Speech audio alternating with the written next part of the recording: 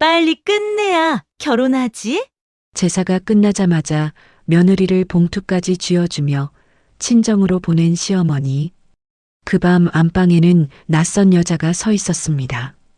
테이블 위엔 등기부, 매매계약서, 인감증명서.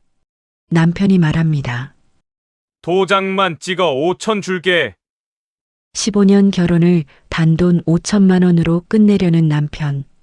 그런데 그 순간 며느리 손이 조용히 움직입니다. 아버지가 맞았어요? 평생 몫으로 살아온 아버지가 그 밤 들고 온 것, 낡은 봉투 속 공증된 차용증 한 장. 과연 이 싸움 이길 수 있을까요? 무료인 구독과 좋아요 눌러주시면 매일 가슴 뻥 뚫리는 감동 사연으로 찾아뵙겠습니다. 지금 어디서 듣고 계신지 댓글도 달아주세요. 그럼 지금 바로 사연 시작하겠습니다. 이정희 46세 보험 설계사.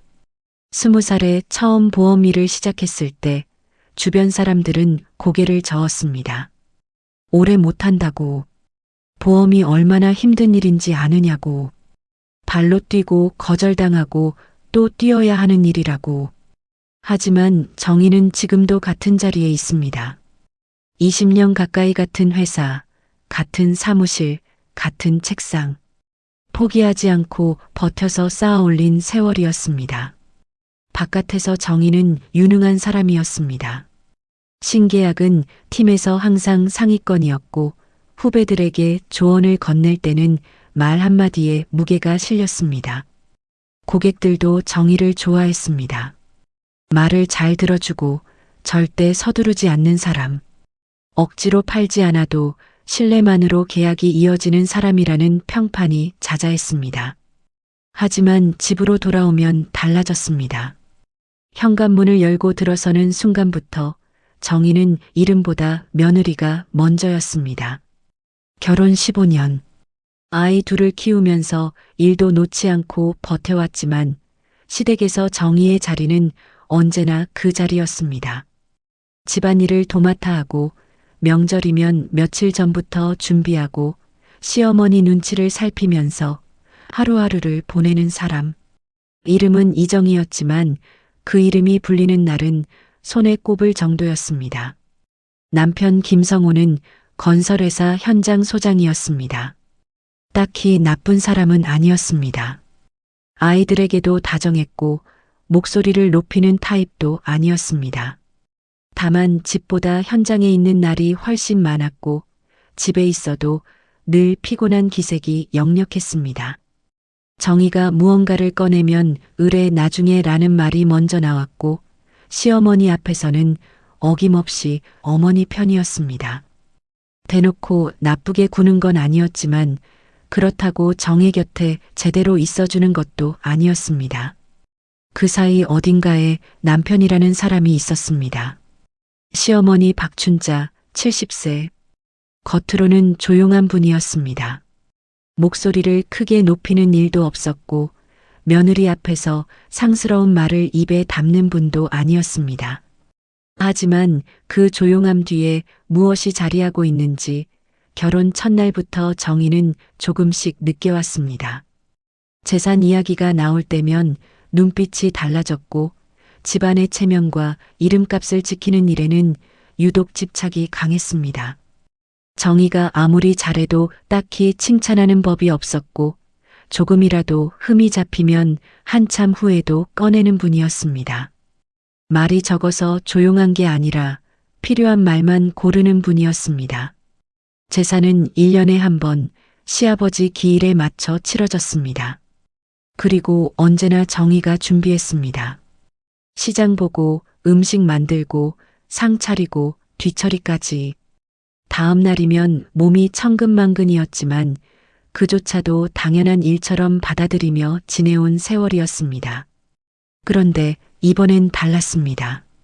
제사 사흘 전 시어머니가 먼저 전화를 해왔습니다. 정희야, 내 어머니, 이번 제삿날 말이다.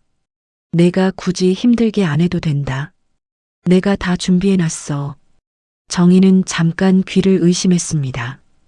분명히 들었는데 다시 한번 되새겼습니다. 어머니가요? 그래. 오랜만에 내가 직접 하고 싶어서 넌 그냥 와서 얼굴만 비추면 된다. 전화를 끊고 나서 정희는 한참 화면을 내려다봤습니다. 이상했습니다. 결혼 15년 동안 시어머니가 제사 준비를 직접 하겠다고 나선 적이 단 한 번도 없었습니다. 그것은 을의 며느리 몫이었고 그게 당연한 일인 것처럼 구러운 분이었습니다. 그런 분이 왜 이번에는 먼저 나서는 건지 정희는 고개를 흔들었습니다. 생각을 털어냈습니다. 그냥 한 번쯤 마음이 바뀐 거겠거니, 나이가 드시니 생각이 달라지신 거겠거니, 애써 그렇게 여기기로 했습니다. 제삿날이 되었습니다. 시댁에 도착하니 음식이 이미 차려져 있었습니다. 정희가 손댈 것도 없을 정도였습니다. 시어머니가 아침부터 구석구석 다 해두었고 남편도 평소와 달리 말이 많았습니다.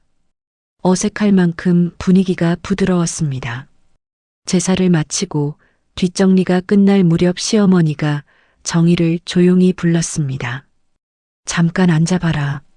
그리고 봉투 하나를 내밀었습니다. 두툼한 봉투였습니다. 이거 가지고 친정에 좀 다녀와라. 오랜만에 부모님 얼굴도 보고 밥도 한번 사드려. 정희 눈이 커졌습니다. 결혼 15년.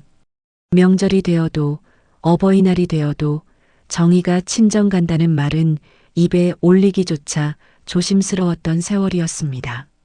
한 번은 명절 다음 날 잠깐 다녀오겠다고 했다가 시어머니 표정이 굳어지는 걸 보고 말을 거뒀을 정도였습니다. 그런데 지금 시어머니 입에서 직접 친정 다녀오라는 말이 나왔습니다. 남편도 거들었습니다. 갔다 와. 내가 어머니 모실게. 오늘은 그냥 가. 정희는 봉투를 손에 쥔 채 잠시 그 자리에 서 있었습니다. 웃어야 할지 고마워해야 할지 아무 말도 선뜻 나오지 않았습니다. 조용히 가방을 들고 현관을 나섰습니다. 계단을 내려오면서 정희는 손 안의 봉투를 다시 내려다봤습니다. 두툼한 봉투, 정성스러운 말, 남편의 빠른 동의. 그 세 가지가 이상하게 맞물려 있었습니다. 차에 올라타고 시동을 걸면서도 백미러로 시댁 건물을 바라보면서도 그 작은 불편함은 가슴 한가운데서 사라지지 않았습니다. 왜 오늘따라 이렇게들 잘해주지? 그 감각은 정희 가슴 한구석에 조용히 자리를 잡았습니다. 친정집은 버스로 40분 거리였습니다. 정희는 버스에 올라 창가 자리에 앉았습니다. 바깥 풍경이 흘러가는데도 눈에 들어오지 않았습니다. 손에 쥔 봉투가 자꾸 신경 쓰였습니다. 꺼내서 안을 들여다보지는 않았습니다. 그냥 느껴지는 두께가 마음에 걸렸습니다. 너무 두툼했습니다. 며느리를 친정에 보내는 봉투치고는 그냥 감사한 거지 뭐. 스스로에게 되뇌었습니다. 세상에 처음 있는 일은 아니잖아요. 사람 마음이 바뀌는 것도 시어머니가 한 번쯤 너그러워지는 것도 다 있을 수 있는 일이었습니다. 굳이 이상하게 볼 필요가 없었습니다. 그렇게 마음을 다잡으면서도 발이 조금 무거웠습니다. 친정 골목에 들어서자 낯익은 냄새가 났습니다.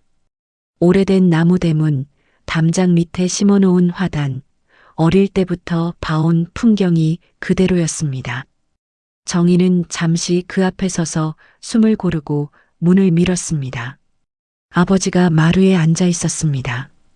이길수 74세. 평생 몫으로 살아온 사람이었습니다. 두 손은 마디가 굵고 거칠었지만 그 손으로 만든 것들은 언제나 단단했습니다. 집도 가구도 그리고 딸도. 정희가 어릴 때부터 아버지는 말이 많은 분이 아니었습니다. 하지만 눈이 빨랐습니다. 봐야 할 것을 봤고 느껴야 할 것을 느끼는 사람이었습니다. 70이 훌쩍 넘었어도 눈빛만큼은 아직도 날카로웠습니다. 왔냐? 네, 아버지.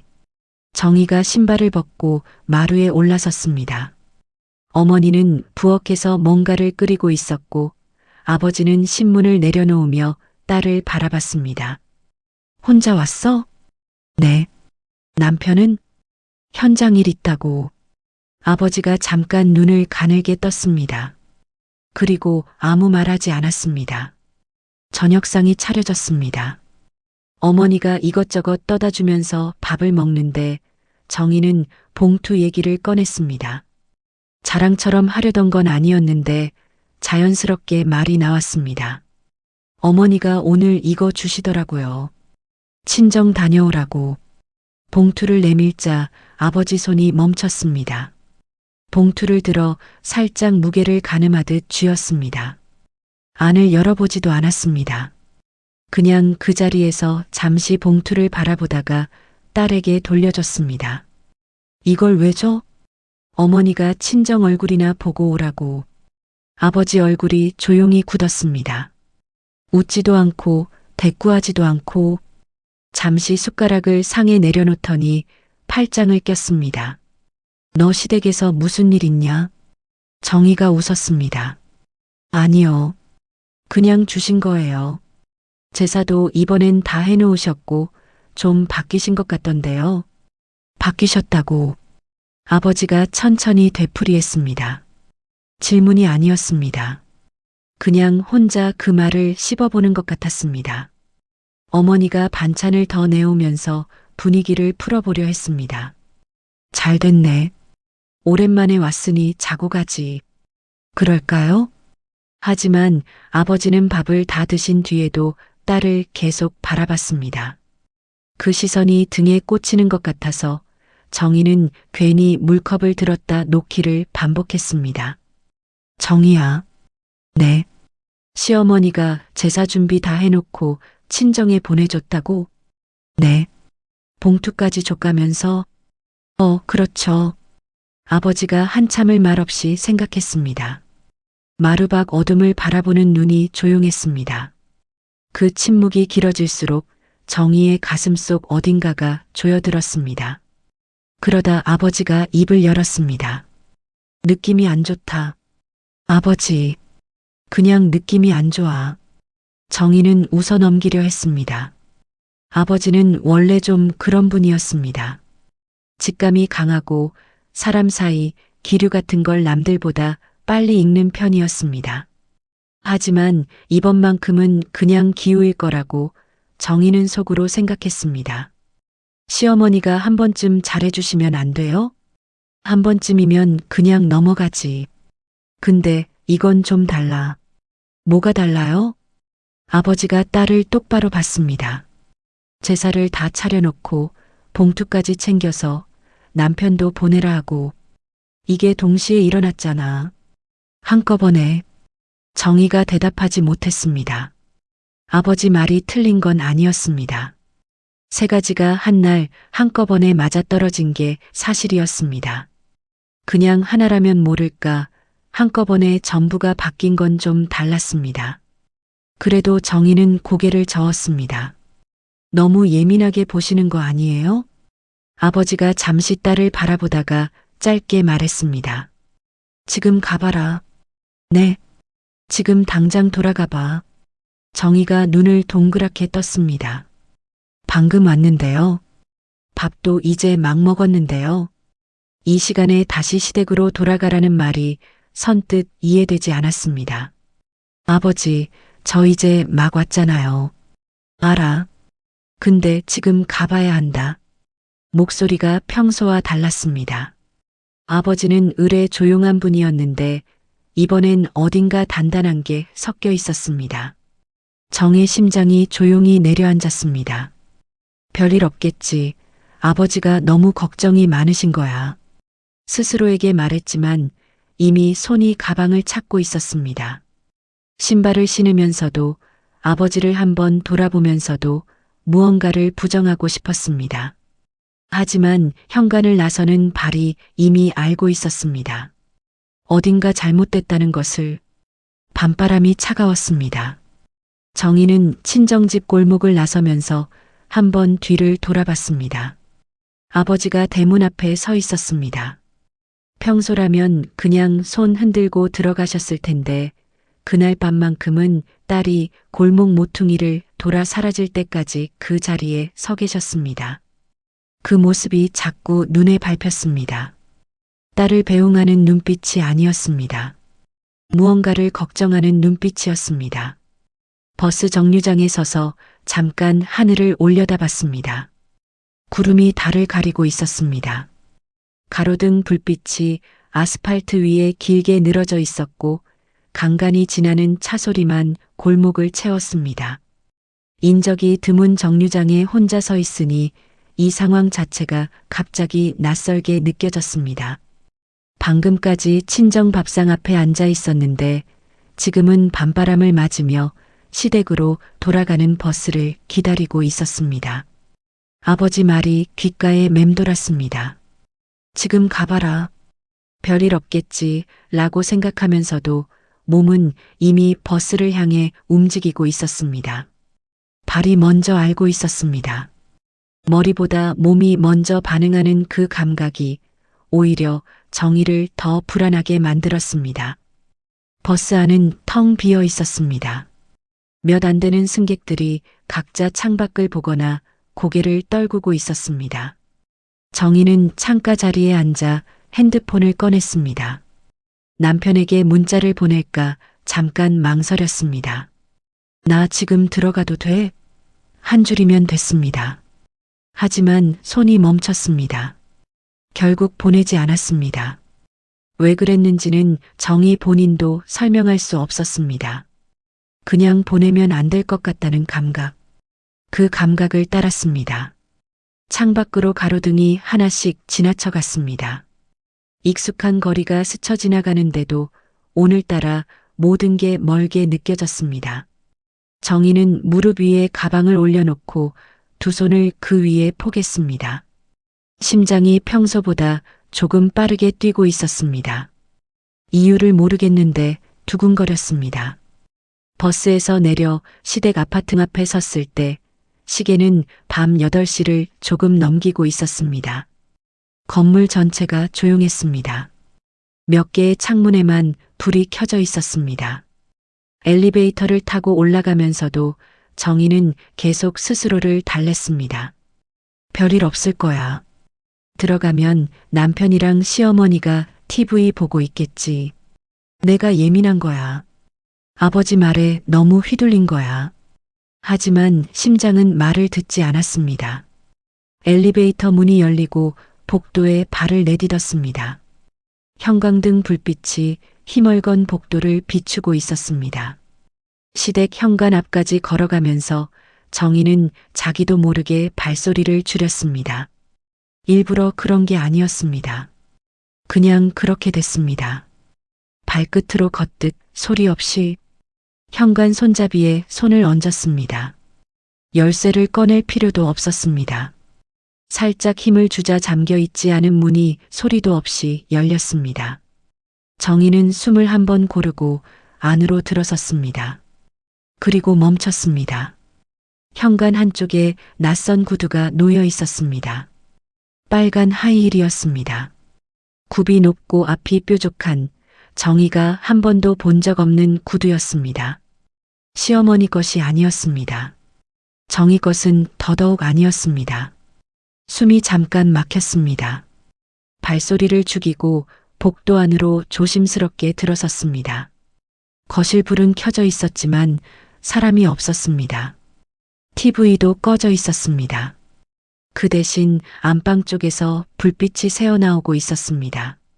안방 문이 반쯤 열려 있었습니다. 안에서 소리가 들렸습니다. 서류를 넘기는 소리였습니다. 그리고 남편 목소리. 이 정도면 충분해. 이걸로 처리하면 되잖아. 정희가 복도 한가운데 그대로 굳어버렸습니다.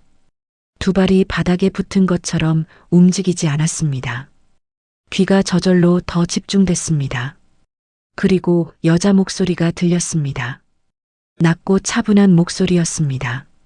익숙한 듯 편안하게 말하는 말투였습니다. 그래도 며느리 도장이 있어야 되지 않아요? 공동명의면 혼자 이전 못하잖아요. 며느리 도장. 그 말이 귓속에서 천천히 울렸습니다. 메아리처럼 번졌습니다. 정희는 그 자리에 서서 방금 들은 말을 되새겼습니다. 며느리 도장, 이전, 공동명의. 단어들이 하나씩 머릿속에 박혔습니다. 두 다리가 무거워졌습니다. 한 발자국을 내딛는데 이상하게 힘이 필요했습니다. 그래도 정희는 걸었습니다. 복도를 지나 안방 문 앞까지 천천히 걸어갔습니다. 그리고 문을 밀었습니다. 안방이 눈앞에 펼쳐졌습니다. 시어머니가 침대 가장자리에 앉아 있었습니다. 남편이 서류를 손에 쥐고 서 있었습니다. 그리고 처음 보는 여자가 테이블 옆에 서 있었습니다. 40대 초반으로 보이는 여자였습니다. 짙은 화장에 검은 재킷 차림이었고 현관에 벗어놓인 빨간 하이힐의 주인이었습니다. 처음 오는 집이 아닌 것처럼 자연스럽게 서 있었습니다. 테이블 위에 서류가 펼쳐져 있었습니다. 정희 눈이 그 위를 천천히 스쳤습니다. 등기부등본, 매매계약서, 인감증명서, 서류 곳곳에 이름이 적혀 있었습니다. 시어머니 이름, 남편 이름, 그리고 이정이라는 이름. 그 이름 옆 도장을 찍어야 할 자리만 텅 비어 있었습니다. 다른 칸은 다 채워져 있는데 딱 그 한 칸만 공란이었습니다. 3초가 흘렀습니다. 아무도 말하지 않았습니다. 세 사람이 동시에 고개를 돌려 정희를 바라봤습니다. 시어머니 얼굴이 굳었습니다. 남편 눈이 흔들렸습니다. 낯선 여자는 잠깐 정희를 위아래로 훑어봤습니다. 당황한 기색이 없었습니다. 오히려 담담했습니다. 그 담담함이 더 소름이 돋았습니다. 정희는 그 자리에 서서 세 사람을 천천히 바라봤습니다. 말이 나오지 않았습니다. 목구멍까지 뭔가 올라오는 것 같으면서도 입술은 움직이지 않았습니다. 머릿속에서 여러 가지가 동시에 돌아가고 있었습니다. 아버지 목소리, 봉투, 빨간 하이힐, 며느리 도장이라는 말, 제사 준비를 다 해놓은 시어머니, 너무 선뜻 보내준 남편. 그 모든 것이 이 순간 하나로 맞아떨어졌습니다. 정희가 겨우 입을 열었습니다. 뭐 하는 거예요? 목소리가 떨렸습니다. 작고 낮은 목소리였지만 방 안에 선명하게 울렸습니다. 아무도 대답하지 않았습니다. 정희의 물음이 방 안에 떨어졌는데도 세 사람은 각자 다른 방향을 보거나 시선을 내리깔았습니다. 그 침묵이 오히려 더 많은 것을 말해주고 있었습니다. 정희는 한 발자국도 더 들어가지 않은 채 문 앞에 서 있었습니다. 발이 떨어지지 않았습니다. 들어가면 진짜가 되는 것 같아서 이 자리에 서 있는 한 아직은 꿈일 수도 있다는 생각이 잠깐 스쳤습니다. 남편이 먼저 입을 열었습니다. 왜 왔어? 반기는 목소리가 아니었습니다. 놀란 기색도 아니었습니다. 짜증과 당혹감이 뒤섞인 그 어딘가 중간쯤 되는 목소리였습니다. 마치 들어오면 안 되는 자리에 정희가 잘못 들어온 사람인 것처럼 낯선 여자가 그 틈에 남편 팔을 슬쩍 건드리며 물었습니다. 이 사람이에요? 이 사람. 정희는 그 두 글자를 가만히 소화했습니다. 이 사람. 자기 남편 집에 찾아와서 서류를 들고 서 있는 여자가 정희를 보며 이 사람이라고 했습니다. 알고 있었다는 뜻이었습니다. 정희에 대해 미리 들어서 알고 있는 사람이 저 자리에 서 있다는 뜻이었습니다. 시어머니가 자리에서 일어서며 말했습니다. 정희야, 오해하지 마라. 이게 그런 게 아니야. 정희는 시어머니 말을 듣는 대신 테이블 위 서류를 봤습니다. 손이 저절로 움직였습니다. 테이블 쪽으로 걸어가 서류를 집어들었습니다. 남편이 뭔가 말하려 했지만 정희는 이미 서류를 펼치고 있었습니다. 등기부등본이었습니다. 지금 살고 있는 시댁 아파트, 김성호, 이정의 공동 명의로 등록되어 있는 집이었습니다. 그 아래로 변경 신청 서류가 붙어 있었습니다. 공동 명의를 김성우 단독 명의로 바꾸는 내용이었습니다. 정희 손이 떨렸습니다. 종이를 쥔 손가락 끝이 하얘질 만큼 힘이 들어갔다가 힘이 풀렸습니다. 머리가 빠르게 돌아가면서도 이상하게 아무 생각도 나지 않았습니다. 멍하다는 게 이런 건가 싶었습니다. 이거 뭐예요? 목소리가 갈라졌습니다. 남편이 팔짱을 끼며 말했습니다. 그냥 정리하는 거야. 복잡하게 생각하지 마. 정리요? 응. 진명의 정리. 별거 아니야. 정희는 고개를 들어 남편을 봤습니다.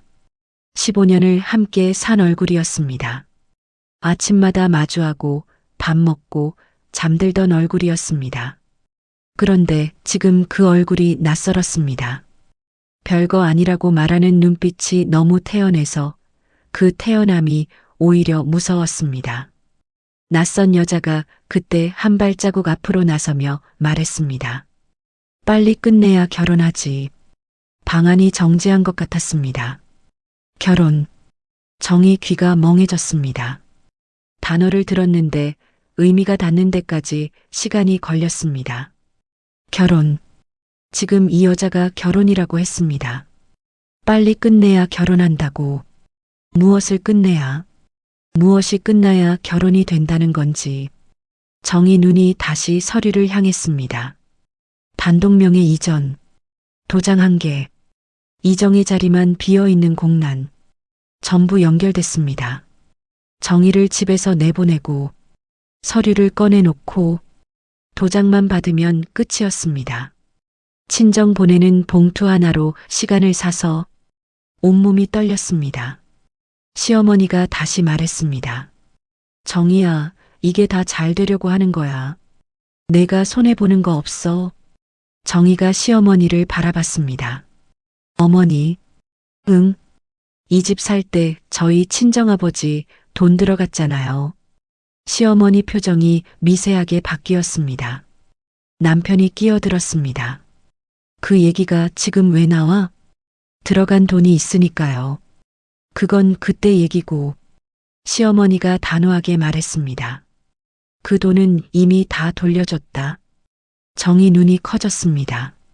결혼 초 전세 보증금이 부족할 때 친정아버지가 선뜻 내줬던 돈이 있었습니다. 당시 8천만 원이었습니다. 갚겠다고 했지만 아버지는 손을 저었습니다. 딸이 잘 살면 됐다고. 그 돈은 그냥 묻혀버렸습니다. 가족 사이에서 없던 일처럼. 그런데 돌려줬다고 했습니다. 언제요? 그건 성우가 알아서 했다.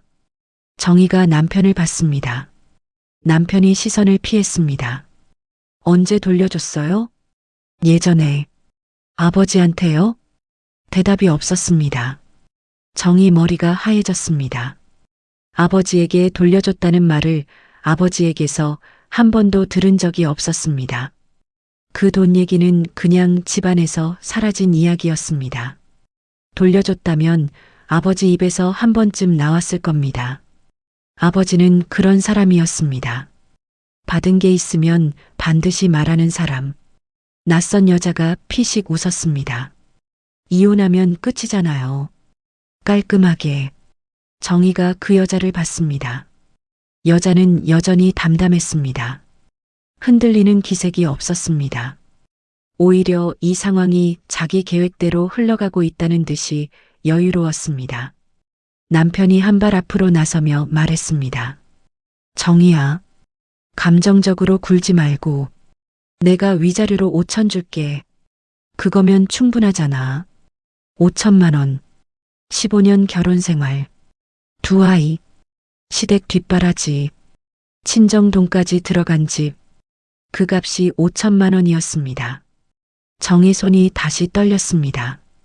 울고 싶은 건지 소리 지르고 싶은 건지 아니면 그냥 주저앉고 싶은 건지 그 감정들이 뒤엉켜서 어느 하나로 정리되지 않았습니다.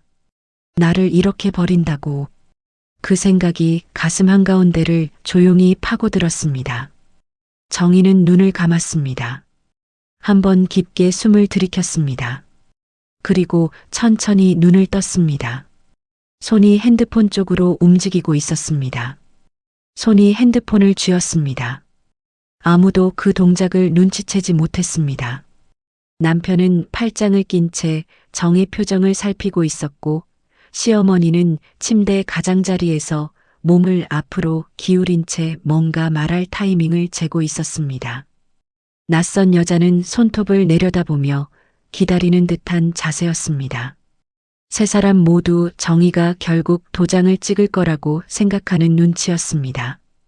울다가 따지다가 결국엔 체념할 거라고 그렇게 계산하고 있다는 게 느껴졌습니다. 정희는 핸드폰 화면을 아래로 향하게 쥔 채 녹음 버튼을 눌렀습니다. 손끝으로 버튼이 눌리는 감각이 왔습니다. 화면을 보지 않아도 됐습니다. 자주 쓰는 앱이었습니다. 고객 상담 내용을 메모 대신 녹음해두는 습관이 몇 년째였습니다. 버튼 위치가 손에 익어 있었습니다. 그리고 핸드폰을 옆구리께 자연스럽게 내렸습니다. 도장은 못 찍어요.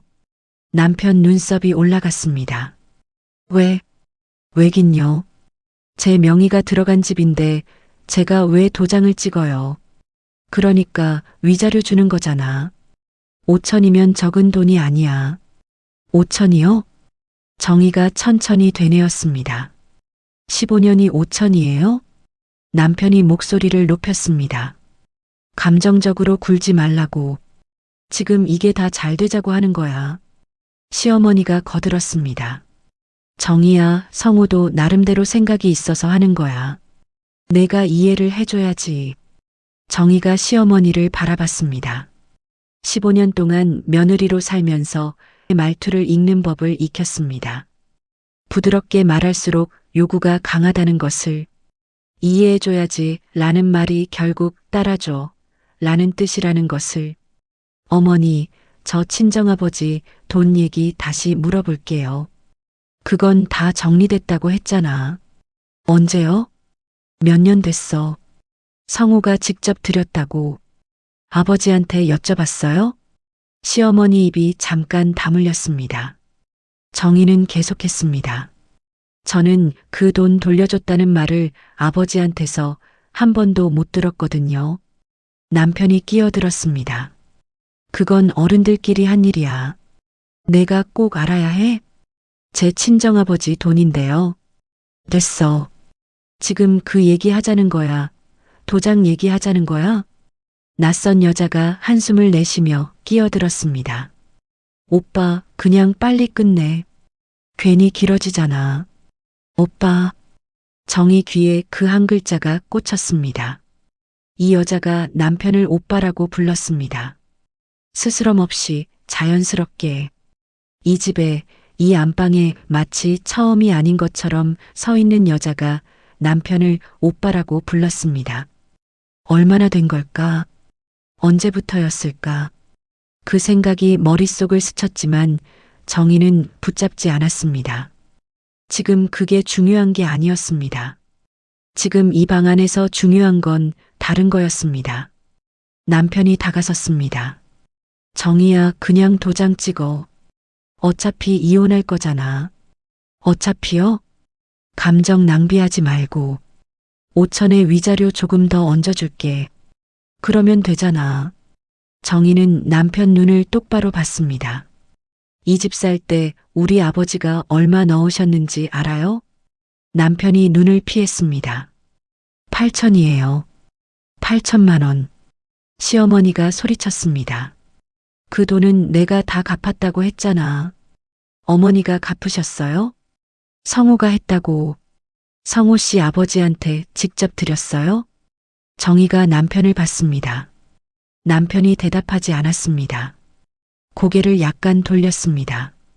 그 외면이 대답이었습니다. 정희 눈이 흔들렸습니다. 예상은 했지만 막상 확인되는 순간은 달랐습니다.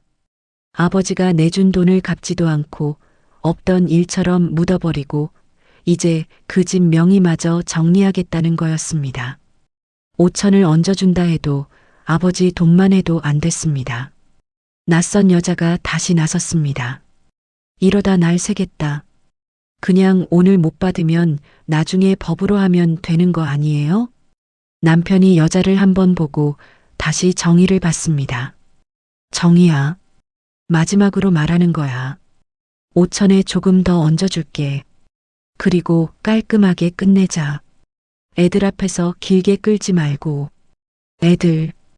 그 말이 나오자 정의 심장이 다르게 뛰었습니다. 애들을 방패로 쓰는 말이었습니다. 길게 끌면 애들이 힘들다는 식으로. 그러니 조용히 도장 찍으라는 식으로. 15년 동안 들어온 방식이었습니다. 중요한 순간마다 애들 얘기가 나왔습니다. 정의 입을 막는데 가장 효과적인 방법이었으니까. 정의는 눈을 감았습니다. 아이들 얼굴이 떠올랐습니다. 큰애 웃는 얼굴, 작은애 잠든 얼굴. 그 얼굴들을 마음속에 담고 천천히 눈을 떴습니다. 그리고 핸드폰을 들었습니다. 시어머니가 눈살을 찌푸렸습니다. 뭐 하는 거야? 정의가 대답 대신 전화를 걸었습니다. 신호음이 한 번, 2번 울렸습니다. 세 번째 신호음이 채 끝나기 전에 전화가 연결됐습니다. 아버지, 목소리가 갈라졌습니다. 단단하게 유지하려 했는데 첫 마디부터 흔들렸습니다. 맞았어요. 수화기 넘어 잠깐의 침묵이 있었습니다. 그리고 아버지 목소리가 들렸습니다. 알았다. 딱 3글자였습니다. 하지만 그 3글자에 다 들어 있었습니다. 알고 있었다는 것, 기다리고 있었다는 것, 그리고 지금 움직이겠다는 것. 남편이 소리쳤습니다. 지금 뭐 하는 거야? 시어머니가 벌떡 일어섰습니다. 낯선 여자가 남편 소매를 잡아당겼습니다. 정의는 전화를 끊고 세 사람을 바라봤습니다. 흔들렸지만 쓰러지지 않았습니다. 방 안에 침묵이 흘렀습니다. 남편은 소리를 질렀지만 정의는 움직이지 않았습니다. 시어머니는 자리에서 일어섰다가 다시 앉았습니다. 낯선 여자는 남편 소매를 잡은 채 문 쪽을 흘끗 바라봤습니다. 세 사람 모두 무언가를 기다리는 것처럼 어수선했습니다. 정의만 그 자리에 서서 숨을 고르고 있었습니다. 남편이 다가왔습니다. 핸드폰 내놔. 왜요? 녹음한 거 지워. 정의가 핸드폰을 등 뒤로 감쌌습니다. 무슨 녹음이요? 지금 녹음하고 있었잖아. 착각하는 거 아니에요? 남편 눈이 가늘어졌습니다. 손을 뻗었습니다. 정의는 뒤로 한 발 물러섰습니다. 시어머니가 소리쳤습니다. 정의야, 이게 뭐 하는 짓이야? 어머니, 저 잘못한 거 없어요. 내가 괜히 일을 크게 만들고 있잖아. 제가요? 정의가 서류를 다시 집어들었습니다. 공동명의 집을 몰래 명에 바꾸려고 저를 친정에 보내신 건일을 작게 하는 거예요? 방안이 조용해졌습니다. 시어머니가 입술을 달싹였지만 말이 나오지 않았습니다. 반박할 말이 없는 게 아니라 딱 맞는 말이 없는 것 같았습니다. 낯선 여자는 시선을 바닥으로 내렸습니다. 남편은 팔짱을 끼고 창문 쪽으로 몸을 돌렸습니다. 정의는 그 침묵 속에서 기다렸습니다. 30분이 흘렀습니다. 초인종 소리가 울렸습니다. 남편이 인상을 쓰며 거실로 나갔습니다. 정의는 안방에 남아 서류를 손에 쥔 채 소리를 들었습니다. 현관문이 열리는 소리, 낮게 오가는 목소리, 그리고 발소리 여럿이 복도를 지나는 소리. 안방 문이 열렸습니다. 친정아버지가 들어섰습니다. 정의는 아버지 얼굴을 보는 순간 눈물이 날 것 같았습니다. 꾹 눌렀습니다. 지금은 울 때가 아니었습니다. 아버지 뒤로 2사람이 더 따라 들어왔습니다. 한 명은 동네 부동산 사장 최 사장이었습니다. 정의 아버지와 오랜 친분이 있는 분이었습니다. 또 한 명은 처음 보는 남자였는데 손에 가방을 들고 안경을 쓴 중년의 남자였습니다. 아버지가 그 남자를 소개했습니다. 법무사 김 선생이다. 시어머니 얼굴이 굳었습니다. 이게 뭐 하는 거야? 남의 집에 허락도 없이. 아버지가 시어머니를 바라봤습니다. 목소리를 높이지 않았습니다. 하지만 그 눈빛이 조용히 방안을 눌렀습니다. 서류 좀 봅시다. 법무사가 정희 손에서 서류를 건네받았습니다. 천천히 펼쳐서 들여다봤습니다. 등기부등본, 이전 신청서, 인감증명서를 한 장씩 확인했습니다. 남편이 소리쳤습니다. 무슨 권리로 남의 집 서류를 보는 거예요? 법무사가 고개를 들지 않고 말했습니다. 공동명의인은 배우자 동의 없이 단독 이전 신청이 불가합니다. 이정희 씨 동의 없이는 이 서류가 처리되지 않습니다. 낯선 여자가 팔짱을 끼며 말했습니다. 그러니까 동의 받으러 온 거잖아요. 부동산 최 사장이 그 말을 받았습니다. 동의를 받으려면 강요나 기망이 없어야죠. 오늘 이 자리가 어떻게 만들어진 건지는 물어봐도 될까요? 낯선 여자가 입을 다물었습니다. 아버지가 딸을 봤습니다. 녹음했다고 했지? 정희가 고개를 끄덕였습니다. 핸드폰을 꺼내 재생 버튼을 눌렀습니다. 녹음이 흘러나왔습니다. 남편 목소리가 먼저였습니다. 그냥 정리하는 거야. 복잡하게 생각하지 마. 낯선 여자의 목소리. 빨리 끝내야 결혼하지. 그리고 시어머니의 목소리. 그 돈은 내가 다 갚았다고 했잖아. 다시 남편의 목소리. 5천 줄게. 그리고 깔끔하게 끝내자. 재생이 멈추자 방안이 얼어붙었습니다. 낯선 여자 얼굴에서 여유가 사라졌습니다. 남편은 이마에 손을 올렸습니다. 시어머니는 무릎 위에 두 손을 모은 채 고개를 떨궜습니다. 아버지가 천천히 봉투 하나를 꺼냈습니다. 낡은 봉투였습니다. 가장자리가 누렇게 바랬습니다. 안에서 종이 한 장을 꺼내 테이블 위에 올려놓았습니다. 차용증이었습니다. 8천만 원. 채권자 이길수. 채무자 김성호. 날짜는 20여 년 전. 그리고 하단에 공증 도장이 찍혀 있었습니다. 남편이 굳었습니다. 그게 왜 거기서 나와요? 아버지가 조용히 말했습니다. 내가 몫으로 평생 살았어도 공증이 뭔지는 알아. 딸 결혼시킬 때 그냥 내준 게 아니라는 거지. 그건 돌려줬다고 했지. 남편이 입을 열었다 닫았습니다. 돌려줬으면 내 손에 뭔가 있어야 할 것 아니야. 영수증이든 계좌 내역이든. 아무 말도 나오지 않았습니다. 최 사장이 나직하게 말했습니다. 이 차용증이랑 녹음 내용이면 충분합니다. 기망에 의한 동의 강요, 차용금 미반환. 법적으로 정리하면 이 서류는 효력이 없어요. 낯선 여자가 남편 팔을 잡아당겼습니다. 오빠, 나 그냥 갈게요. 남편이 그 손을 뿌리치지 못했습니다. 정희는 그 모습을 바라보면서 이상하게도 슬프지 않았습니다. 분하지도 않았습니다. 그냥 조용했습니다.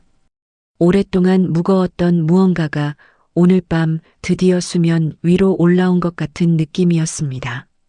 감춰진 게 드러나는 순간이 이렇게 찾아오는 건지도 몰랐습니다. 소란스럽게 그리고 차갑게 아버지가 딸 곁으로 왔습니다. 아무 말하지 않았습니다. 그냥 옆에 섰습니다. 그것으로 충분했습니다. 방 안에 남은 사람은 5이었습니다. 아버지, 법무사, 최 사장, 그리고 정희와 남편. 시어머니는 침대 가장자리에 그대로 앉아 있었습니다. 낯선 여자는 핸드백을 들고 문 쪽으로 몸을 돌린 채였습니다. 남편은 그 사이에 서서 이쪽도 저쪽도 보지 못하고 있었습니다. 낯선 여자가 다시 말했습니다. 오빠, 나 먼저 가. 남편이 그제야 반응했습니다. 잠깐 가지 마. 이미 복잡해졌잖아요. 그러니까 같이 있어야지. 낯선 여자가 남편을 똑바로 봤습니다. 나는 이거 관련 없어요. 오빠 집 문제잖아요. 그 말 한마디에 남편 표정이 확 바뀌었습니다. 조금 전까지만 해도 이 여자를 위해 모든 걸 정리하려 했던 사람이 지금 이 순간 혼자 남겨지고 있었습니다. 정희는 그 장면을 가만히 지켜봤습니다. 말하고 싶지 않았습니다. 아무것도. 낯선 여자가 문을 열고 나갔습니다. 현관문이 닫히는 소리가 들렸습니다. 남편이 그 소리를 들으며 한동안 문을 바라봤습니다. 표정에서 무언가가 흘러내리는 것 같았습니다. 지금껏 유지하던 태연함이 그 소리와 함께 무너지는 것처럼 보였습니다. 아버지가 그 틈에 입을 열었습니다. 성호 씨. 남편이 천천히 고개를 돌렸습니다. 내가 그 돈 낼 때 뭐라고 했는지 기억해? 남편이 대답하지 않았습니다. 딸이 잘 살면 된다고 했어. 그게 다였어. 그 돈으로 집 사고 갚지도 않고 이제 그 집마저 혼자 가져가려고 했네. 시어머니가 소리쳤습니다. 영감, 우리가 그 돈 가만히 있었겠어요? 성우가 드리려고 했는데 받지 않으셨잖아요. 아버지가 시어머니를 바라봤습니다. 내가 받지 않은 거랑 당신들이 갚은 거랑은 다릅니다. 그게 무슨, 내가 됐다고 하면 안 받아도 된다는 뜻이지 없었던 돈이 된다는 뜻이 아니에요. 그리고 아버지가 봉투를 다시 집어들었습니다. 이 공증이 있는 한 그 돈은 엄연히 채무로 남아 있습니다. 최 사장이 조용히 거들었습니다. 맞습니다. 공증된 차용증은 법적 효력이 있습니다. 반환 기록이 없으면 채무 미이행으로 봐요. 시어머니가 무릎 위 두 손을 꼭 쥐었습니다. 손등에 핏줄이 드러날 만큼 남편이 그때 정희를 봤습니다. 정희야. 정희는 남편을 봤습니다. 그 눈빛이 조금 전과 달라져 있었습니다. 태연함도 아니었고 짜증도 아니었습니다. 무너진 사람의 눈빛이었습니다. 미안해. 정희는 그 말을 듣고도 한참 동안 아무 말도 하지 않았습니다. 미안하다는 말을 어떻게 받아야 할지 몰랐습니다. 화를 내야 하는 건지, 울어야 하는 건지, 아니면 그냥 고개를 끄덕여야 하는 건지, 어느 것도 맞지 않았습니다. 언제부터예요? 정희야. 언제부터냐고요. 남편이 고개를 떨궜습니다. 한 2년 됐어. 2년. 정희는 그 숫자를 가슴에 담았습니다. 그동안 정희는 아무것도 몰랐습니다. 밥 차리고 아이들 데리고 시어머니 챙기면서 그 2년을 살았습니다. 그 2년 동안 남편의 세계는 완전히 다른 곳에 있었습니다. 이혼해요. 남편이 고개를 들었습니다. 정희야, 그건 좀. 이혼하자고요. 목소리가 흔들리지 않았습니다. 스스로도 놀라웠습니다. 이 말을 꺼내면 울 것 같았는데 막상 말이 나오자 단단했습니다. 오히려 오래 기다린 말을 꺼낸 것처럼 이상하게 후련했습니다. 15년 했어요. 나는. 남편이 입을 열려다 닫았습니다. 처음부터 마지막까지 내가 뭘 못했는지 모르겠어요. 밥도 했고 아이들도 키웠고 시댁도 챙겼고 돈도 벌었어요. 그런데 그 2년 동안 당신이 한 게 뭔지는 알죠? 남편이 시선을 내렸습니다. 이제 끝낼게요. 시어머니가 자리에서 일어섰습니다. 정희야. 목소리가 달라져 있었습니다. 아까까지 단단하고 강했던 목소리가 아니었습니다. 거기에 무언가 무너진 게 섞여 있었습니다. 성우가 잘못한 거 없다. 내가 욕심이 과했어. 정희가 시어머니를 바라봤습니다. 결혼 첫날부터 지금까지 이분에게 칭찬 한 번 들은 기억이 없었습니다.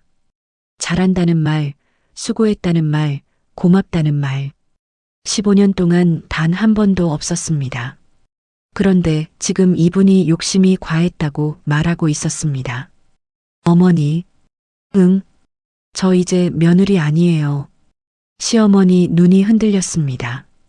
그 말이 섭섭하지 않다고 하면 거짓말이겠지만 정희가 조용히 말을 이었습니다. 어머니한테 잘하고 싶었어요. 진짜로요. 인정받고 싶었고 한 번이라도 잘했다는 말 듣고 싶었어요. 그게 15년 동안 제가 버틴 이유 중 하나였어요. 시어머니 입술이 떨렸습니다. 근데 이제는 그 바람도 내려놓을게요. 법무사가 조용히 서류를 챙겼습니다. 오늘 이 서류는 무효입니다. 향후 이혼 절차에서 재산 분할은 정식으로 진행하시면 됩니다. 차용 증권도 포함해서요. 아버지가 딸 어깨에 손을 얹었습니다. 무거운 손이었습니다. 평생 나무를 깎고 못을 박아온 손. 그 손의 무게가 이상하게 따뜻했습니다. 방 안은 조용했습니다. 싸움이 끝난 조용함이 아니었습니다. 오래 막혀있던 것이 마침내 뚫린 그 직후의 고요함이었습니다.